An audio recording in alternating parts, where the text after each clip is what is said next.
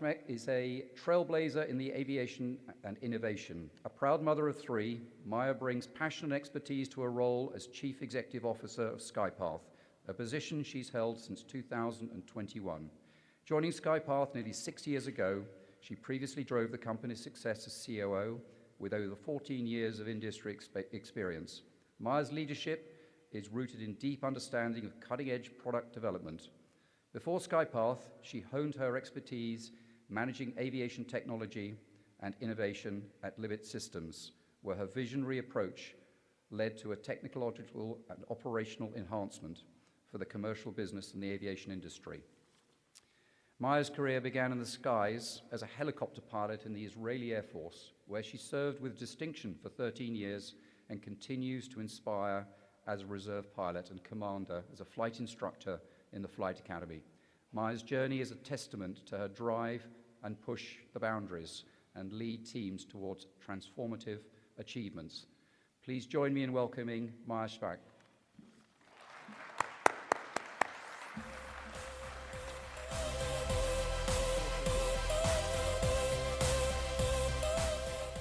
Hey guys, good morning everyone.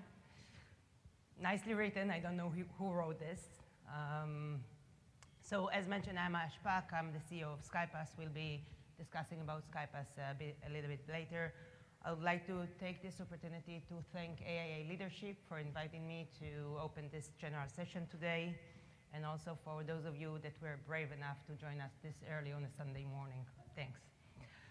I'll start with a short disclaimer.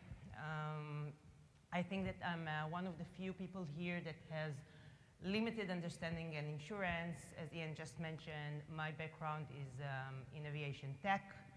I started my way as a helicopter pilot, as mentioned. This is my first love and probably my long-lasting relationship, my longest relationship. I still fly. And I've started my career in several management roles in the aviation tech, hardware and software, and in the last 4 years I'm managing SkyPath, and this is one of the things I wanted to showcase today. The headline of this presentation is a bit deceiving for those of you that are involved with aviation. You know that clear skies doesn't necessarily imply on the best ride quality. One of the situations that we are confronting in SkyPath is clear air turbulence. I'll explain a bit more about that, but this is one of our most defined challenges. So although I decided to call this presentation Clear Skies Ahead, it doesn't necessarily mean that it's a good thing. So what is the problem that we are confronting? SkyPath started its way in trying to mitigate increased turbulence and its effect on flight operation. I don't know if you know that, but a research conducted by Reading University in the UK determined that severe air turbulence is increasing by 55% in the last 40 years. That means that those of you that didn't drive in here is more likely or more probable to encounter severe air turbulence over time. Aside of the fact that it has on injuries and incidents, it also has a tremendous effect on flight operation. If we put the injuries aspect aside, the impact on diversions, maintenance, unplanned inspections, and other operational risk is getting more and more traction over the last few years, and you see also the headlines in the news that are escorted due to this increased phenomena. Lastly, I would say that with the evolvement of technology and data availability, and all the discussions around AI, passengers are expecting pilots to have this data availability around how to conduct a safer flight, a smoother flight. This data is not necessarily available in the turbulence situation. And why is that? So again, most of us are not meteorologists, but from meteorological perspective, turbulence is an unpredicted phenomenon. It means that most of the meteorological models and physical models can't predict turbulence, and mostly, as I mentioned, clear air turbulence. And this is a situation that most of corporate operators are handling through the time. Now you're asking yourself, okay, so what all of it has to do with us? Again, I'm not an insurance expert, but in my mind, there's a blind spot in three major aspects. First, as determined by the NTSB in 2023, unfortunately, turbulence is the #1 cause for in-flight injuries over the last few years. And I think that is a pretty major determination. The other thing I would say is that most of turbulence claims and turbulence handling are being handled reactively. There's lack of data to support actual preparation or actual planning around a flight to mitigate and conduct a situation of upcoming turbulence because, again, it's an unpredicted phenomena. And lastly, I think that there's lack of right quality, as we call it, in a holistic manner. There's lack of right quality metrics to manage the risk around turbulence, and I think that that is where SkyPath gets into the picture. So what essentially we do in SkyPath? What is the technology or what the company is doing? When we started a few years ago, we started around 2019, we basically developed a patented algorithm that resides on pilot iPads. It doesn't integrate with the mainframe. It's not being installed on the aircraft. It's basically an application like any other application that you have on your phones that resides on the iPad. It reads the accelerometers out of the iPad. It differentiates a turbulence signal from noise, filters out all other noises, and basically collect data around turbulence, analyze the severity of the impact of the turbulence on an iPad that is being positioned on an airplane, and also normalize it per aircraft type. Each aircraft behaves differently under a turbulent situation. This is how we started. Now, if you're familiar with Waze, we took all this information, we downloaded to the servers, we collected information from several operators or different users, and then we handle it back to the pilot as a mapping of the turbulent situation and as a notification ahead of time, providing the pilot the ability either to divert or basically to put a steel belt on his passengers and mitigate the situation. This is how we started. With time, and I'll show you the numbers, with time, we understood that we have vast amount of data around turbulence, not only turbulence, but also smooth air, where a pilot flies through smooth air or whether a pilot encounters turbulence. We took all of this data, we put it in an AI-based training model. It's not a physical model anymore, it's not a meteorological model anymore. We injected hundreds of meteorological parameters, and we trained the model to predict turbulence. So now, alongside what we're doing with the data observation that we have, we also have a very accurate turbulence prediction model that can predict turbulence, even clearer turbulence, up to 12 hours ahead. If the operators has Wi-Fi connectivity on board the plane, we basically create a connected ecosystem, a connected network, where everybody is contributing their own data from their own aircraft and also getting back this data.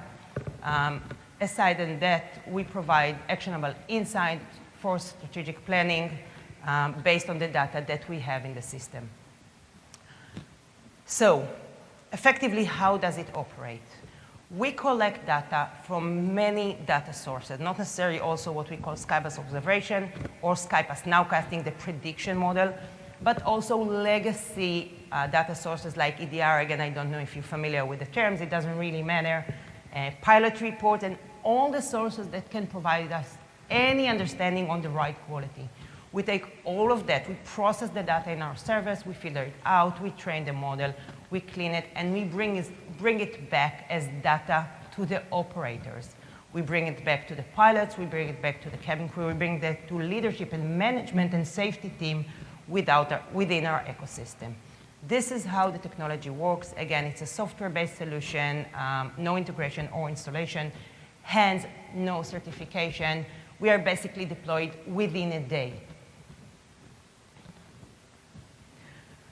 What we're trying to do in SkyPath is basically provide protection. I didn't mention it, but the guys that I've been discussing earlier today know that most of the people that works in the company are aviation, friends are aviators, we have combat pilots and helicopter pilots and commercial pilots in the company, and everybody is really in a personal manner, into provide protection, both tactical but also strategical to the people that are using our service. From tactical planning or avoidance in real time to strategical insight. I'll demonstrate a bit later how do we do that. We also provide the brief capabilities, meaning if someone encountered an incident or accident, he could go back in time, replay the situation, understand which kind of data was available at the time. Was the pilot using the system? Would the pilot had access to the data? Or whether there was just general data about the situation in the system. A little bit about numbers. One of, I think, the key advantages that we're seeing in this industry in the last few years is the fact that we are using commercial off-the-shelf tools. I started my career in aviation tech, I don't know, 15 years ago, with traditional avionics bolted into the mainframe of the aircraft. When iPads and other tablets started their way into this industry with checklists and other digital manners, replacing the old pilot handbooks, we found an opportunity with that. And because we have the access to those kind of tools, we basically can rapidly increase coverage and deployment of whatever we are doing. And I think that this is an emerging territory within this industry. You can see the numbers. Back in 2021, we had around 100 pilots flying with the service a day. Today, we have 30,000 pilots flying with the service today. I think 20,000 of them just in the US alone. We're working with a few of the major carriers in the US, American, United, Southwest, but also outside of the US, Emirates, Singapore, Japan Airlines, and we're slowly expanding into corporate aviation, microfleet, single operators. Now that we have the coverage of the data, we can enable this service also to single operators. Again, the mass reporting is a key element in what we're doing. You can see the map here.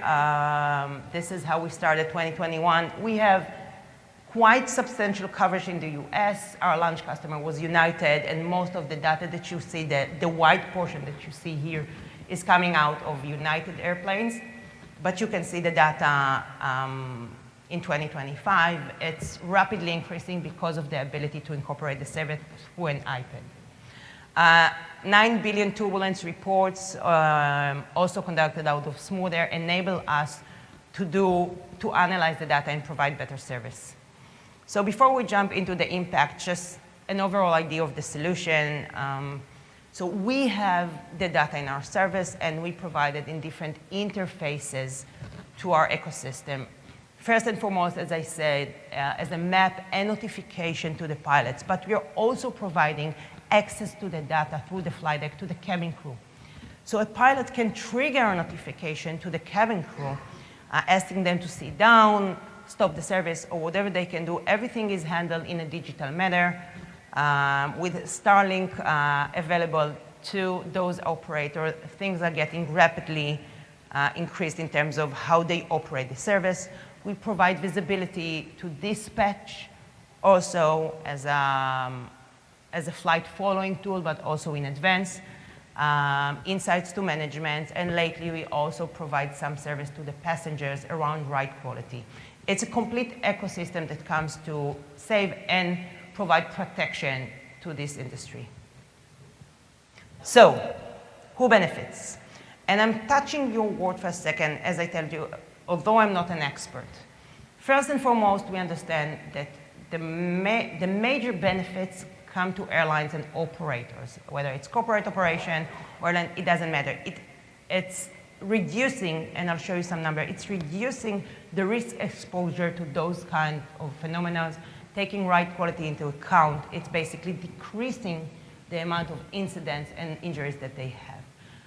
But the question is, we can find some benefit to your industry as well. Again, in my mind, improved pricing accuracy in terms of better risk analysis, better risk assessment around right quality conditions, the ability to verify or to have verifiable data around several incidents that occur, and also assess the risk better. And maybe I'll pin some example to what I'm trying to present here. So what's the impact that we are providing to the aviation industry? First, real-time detection. I think that I have explained around how we take this turbulence mapping, this turbulence data into our system and provide tactical alerts to the pilots. What you can see on the right side of the slide is actually our own application. This application not only provides different data layers and information around turbulence, but it also provides notifications up ahead. I do want to mention that we also integrate the data into different hosting application, electronic flight back, that is provided by our partners, such as Jeppesen, Lufthansa, Rockwell Collins, and other. So it's not necessarily, a pilot is not necessarily had to use this service through our own app. He can also use the service through his own normal app that he's using during flight. Then we're discussing quality scoring. Each and every flight, and I'll show you in a second, each and every flight has a quality scoring, whether it's a smooth flight, a variable condition flight, or a risky one. And we provide that ahead of time to the operators, enable them to take some proactive actions around the flight, whether to go higher or lower during flight, or maybe to go around the situation to increase the scoring of this particular flight in this particular aircraft. Many parameters are taken into account in this kind of analysis. Lastly, we have our historical logs. So if we did encounter an incident, how can we debrief it? How can we operate better? Just an anecdote, one of the major global carriers has reached out to us months ago about the service. 1 or 2 months later, he had a major incident with a few injuries on board one of their aircraft, and they initially started the service 2 weeks later after we demonstrated to them that there was data visibility within the system, because some other airplane go through this path and reported active turbulence. This is how we use historical logs. And finally, Software Geeks cares API integration. All the data is available through an API integration, through a tool that can basically provide this data to the operators. Let's follow up a few examples. All of those examples are real-time and validated numbers. The chart on the right, which is copied from a turbulence task committee of one of our customers, is a bit unclear. I'll try to explain it. But the idea here is that what we see on the blue poles is basically increase in in-flight injuries over the years.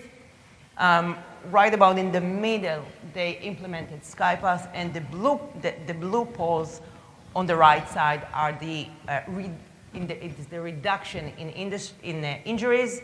The orange poles is the trends that was expected without the implementation. Overall calculation of 40 to 50% decrease in injuries in this specific airline over those couple of years, which translate to cost reduction of almost $10 million, just looking at injuries costs alone, without taking into account maintenance, unplanned inspections, and other costs that are implying due to this situation. When they made the calculation, they took into account an average of 30 injuries per month in a cost of $66,000. But we all know that when an aircraft needs to diverge to a different airport, sometimes the cost is much more than that. So this is one example that I wanted to show you, and this is a research that's been conducted with one of our long-lasting customers with numbers that were provided to us end of 2024. This is one thing on how we use real-time detection, real-time avoidance to minimize the amount of injuries that is out there. Ride quality scoring, I just mentioned it. So again, on the right side, you can see an initiative to maybe provide actionable service to the passengers that are flying. This example is taken from an airline, of course. You can see the seatbelt signs on the in-flight entertainment system, but also you can see on the right upper part that we are expecting a variable flight condition, because this flight in particular got an average risk assessment scoring, an average score for the flight. It took under consideration the flight path, the altitude, the season of the year, the type of aircraft that was flying. We're providing kind of ride quality score for each and every flight, and each pilot that operates a service gets this score in the beginning of the flight, so he knows what to expect and he knows how to debrief the cabin crew. Historical logs. This image is taken from one of the incident debrief that we provided to one of our customers. What you can see here is the availability of severe turbulence data in an a priori manner prior to the event, the data that was available there. You can see the flight path, and basically you can assume that if the data was available ahead of time, the pilot may have been able to avoid this specific incident. During 2024, we were provided with more than 200 incidents that involved injuries in different aircraft, different operators, not necessarily airlines, but also corporate operators, single operators, business operators. And we found out that SkyPath has 85% a priori data to those 200 events, which is a substantial number. So this is how we use historical logs. We also provide dynamic interface to our customers to debrief those kind of incidents on their own. Again, real-time example, I'll tell you the story in a second, how we create a turbulence risk index or ride quality risk index. One of our customers debriefed the data that they have, and they saw that there's more and more flight attendant injuries above 10,000 feet, as you're all aware of. This is the altitude where normally flight attendants are asked to be seated. They reach out to us and they say that they're considering increasing the altitude where they ask their flight attendant to sit down to increase their safety by 10,000 feet, meaning around 20,000 feet. And they asked us, what do you think about this initiative? Now, we all understand that a flight attendant that sits on 20,000 feet instead of 10,000 feet in an hour and a half flight time is hurting the customer service that she can provide to those passengers, to those customers. So we created a risk index that looks into the data that we have from this specific customer. We segregated it by flight altitude. You can see it in the left, seasons of the year. And what we found out is that the probability to encounter severe turbulence is actually increasing between the flight altitudes of 13,000 feet and 18,000 feet, but it is mainly secluded to winter time. We provided a report to those customers saying that we do recommend to limit the altitude where they ask the flight attendant to be seated, but we recommend to do it mostly in winter time between December and February, because this is where the risk index shows that there's higher probability for risk for the flight attendants. Hence, we were able to minimize the amount of time and actually provide them with actionable manner to take the decision and not do kind of a general decision about the altitude, save them a lot of money, increasing the level of customer service they can have, but also keeping their flight attendants more safe over time. This is just one example. I've got many of those, but I don't have the entire day.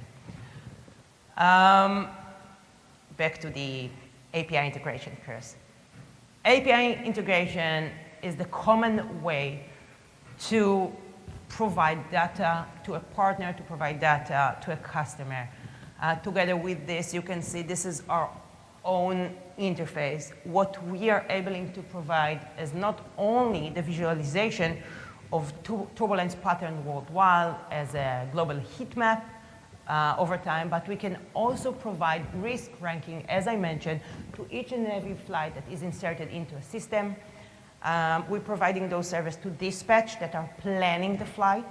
So basically, aside of deciding what will be the best fuel consumption for this flight, what will be weather prediction for this flight, again, with minimal visibility around turbulence. Unfortunately, in the traditional models, we also are able to provide them the risk assessment that the system is doing, implying on the data that is already encountered into the system. Leaderboards, strategic decisions over time. Do we fly to Hawaii in this time of day, in this time of year? Do we want to do something else? What will be the probability of turbulence around Hawaii? What will be the probability of turbulence around Denver?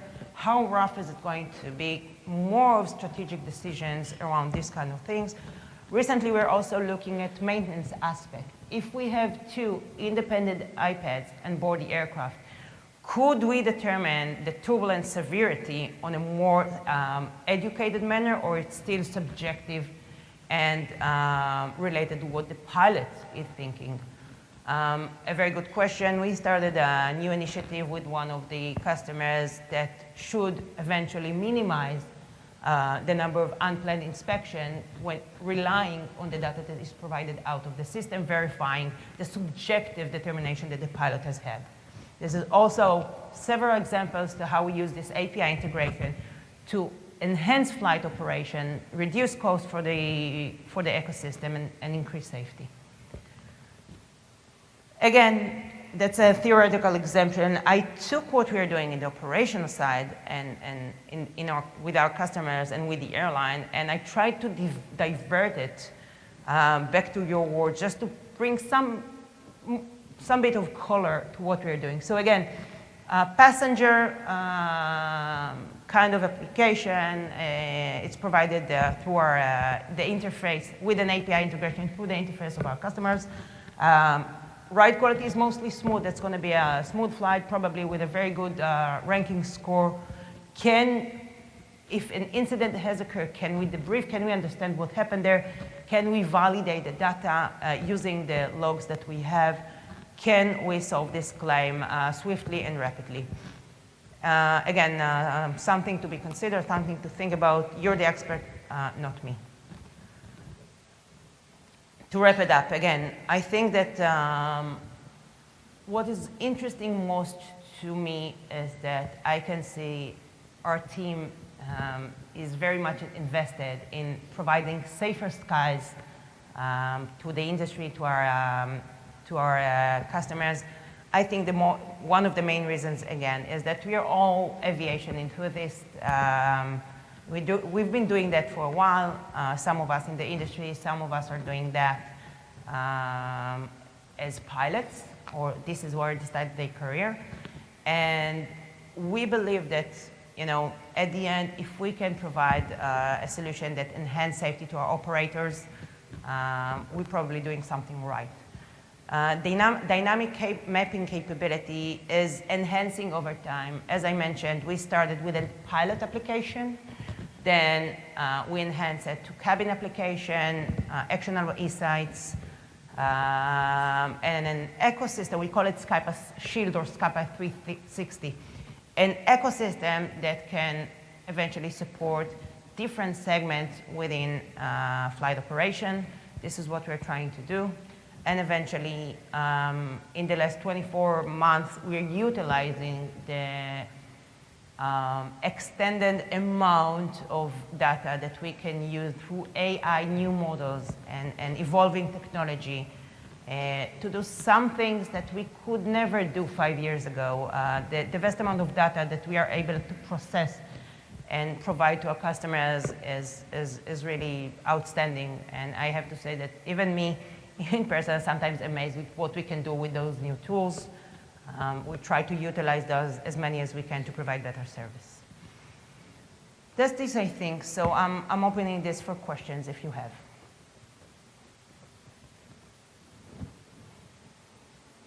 Great. Thank you for listening.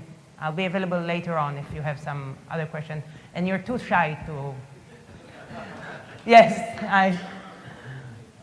I'm sorry, one more second, yeah.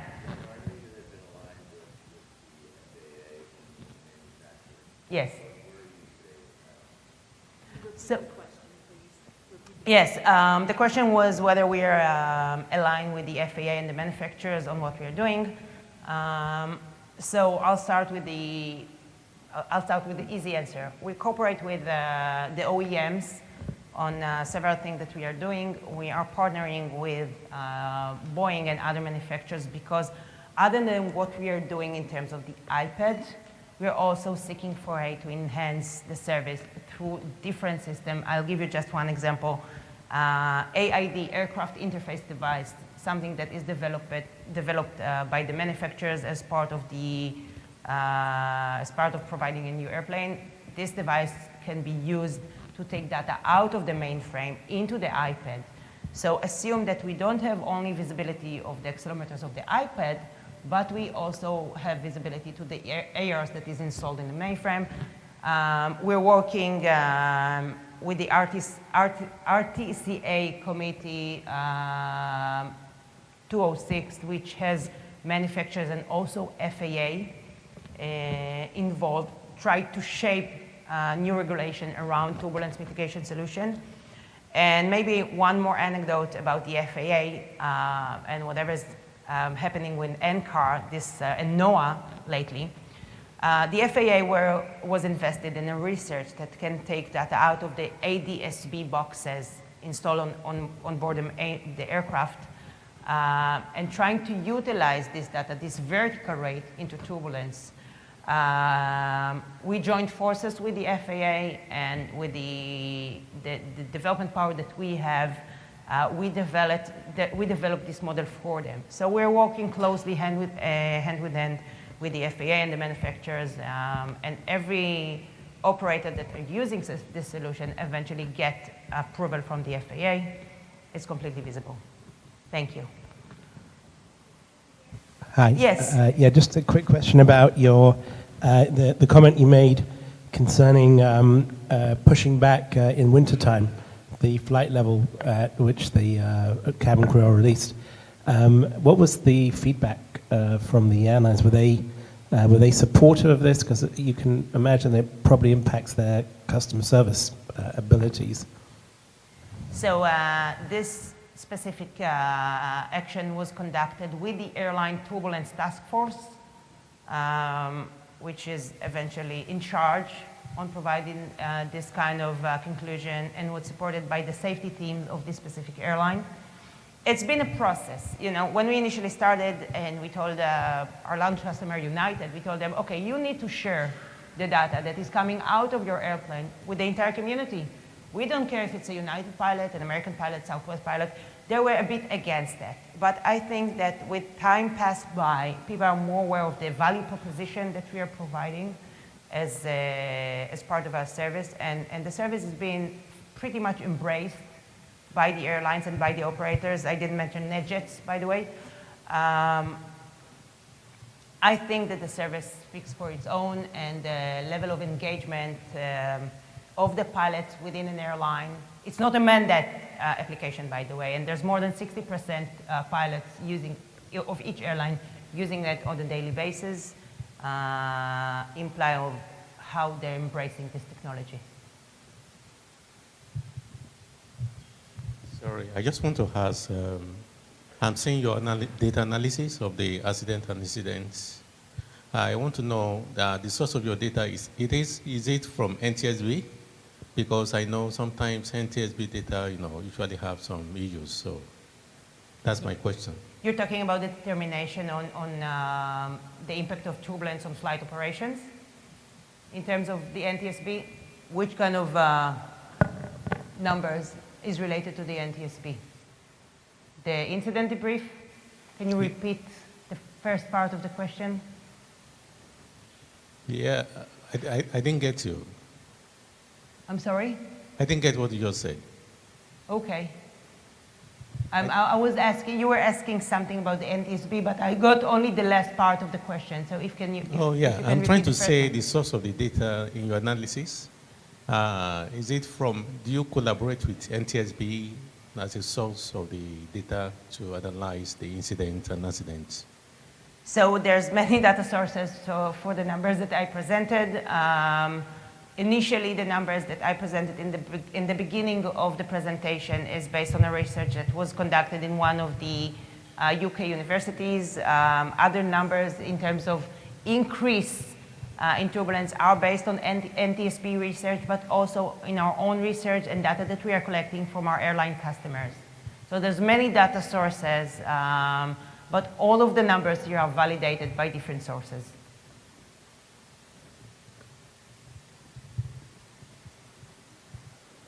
Okay, again, I'll be available later, so if you have any other questions, please don't be shy.